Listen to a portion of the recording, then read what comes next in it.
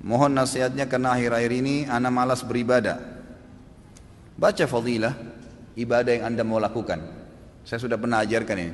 Mau rajin sholat malam, baca hadis tentang sholat malam.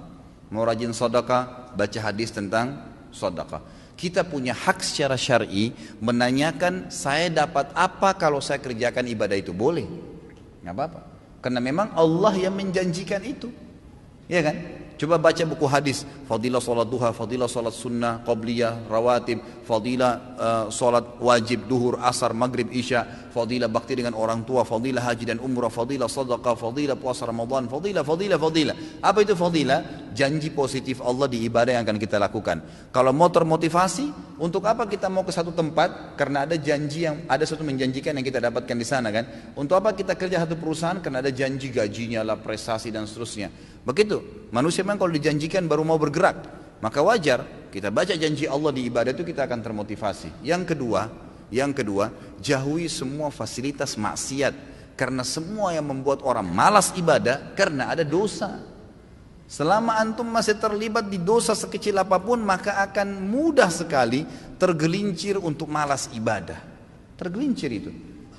Saya sudah pernah jelaskan, ibadah punya kenikmatan, dosa punya kenikmatan, tapi nggak bisa disatuin, tidak bisa disinkronkan, tidak mungkin, harus pilih salah satunya.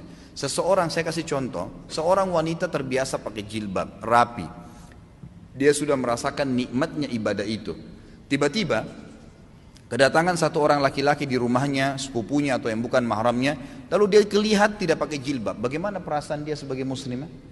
Merasa berdosa, merasa bersalah. Kenapa tadi rambut saya dilihat ya? Kenapa? Karena ibadah menutup aurat sudah dia rasakan nikmatnya, dan membuka aurat yang maksiat hilang kenikmatannya, dibenci sama dia. Kalau kenikmatan ibadah ada, kenikmatan maksiat hilang. Kan? Terbiasa menutup aurat membuat orang jadi tidak mau buka aurat, gitu kan? Terbiasa sholat berjamaah di masjid membuat orang menyasa bersalah, atau terbiasa sholat aja deh. Ya, kira-kira kalau orang sudah rutin sholat 5 waktu, dia sudah tahu fadilahnya dan ancamannya kalau dia tinggalkan, apakah dia mau tinggalkan sholat berjamaah, sholat wajib? Nggak mungkin, gitu kan? Karena kenikmatan ibadah ini sudah ada.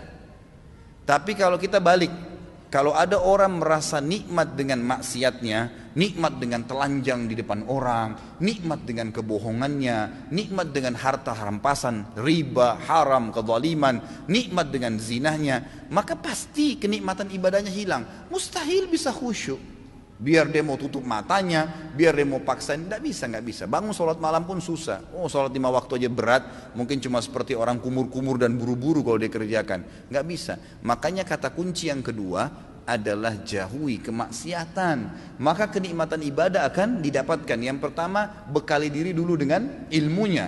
Dapat apa nih kalau saya sholat malam, kalau saya sedekah, baru kemudian jauhi semua fasilitas kemaksiatan. Yang ketiga, ini nggak kalah penting, bentuk komunitas yang soleh dan soleha. Berteman, bersahabat dengan orang yang ahli ibadah. Nggak bisa antum mau rajin sholat malam tapi bergaulnya dengan orang yang tiap malam di karaoke sama diskotik. Nyambung nggak?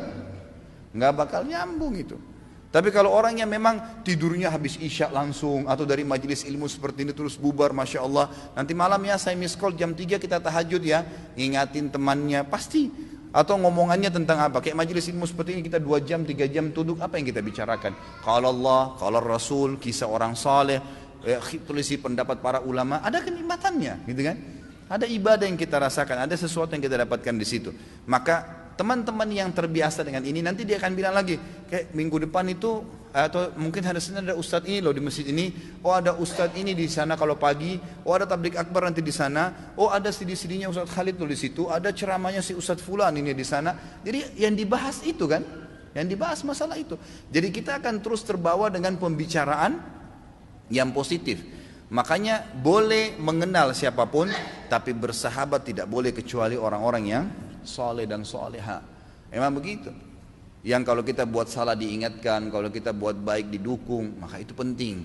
Tinggalkan semua teman-teman yang bobrok itu. Boleh menasihati mereka, mendakwai mereka, mengingatkan, tapi bukan menjadi sahabat, bukan berbaur dengan mereka.